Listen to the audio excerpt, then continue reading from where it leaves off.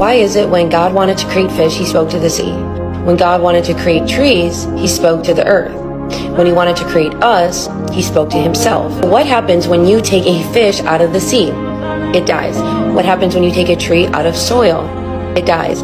What happens when we become disconnected from God? We die. God is our natural environment. We were created to live in the presence of God. It is only in him that life exists. That was so good. And it also explains why the devil just hates us so much. You have to understand that we are made in God's image and likeness. Like, we cannot remove ourselves from God. And if we do, that's when we're doomed. If we stay in the Lord, like Jesus said, abide in me and I will abide in you. So we can't live without God. And there's so many people that think that they can, but they also don't get that God has mercy on them daily. Like, just think about it. The air you breathe, when you feel happiness, when you feel good, you feel refreshed, you feel satisfied. You go from being hungry or thirsty, then you're able to eat and feel good after. Don't take that for granted. You do know that's the mercy of God, right?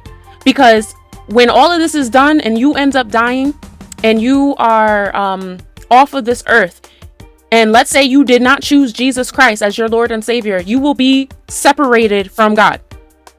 And when you're separated from God, you will not have any of those pleasures that I just mentioned and more. It's going to be so much more worse for you. But a lot of people take God for granted. There's many people that don't even believe in God. And it's like, you cannot take God out of the equation. You can't even survive. The reason why you're here right now is because of God's grace and mercy. That's it. And if you think that you could survive without God, I think that you seriously need to get your head examined, because it's impossible. He's the reason why you have breath, that your body is functioning the way that it is. So let that sink in.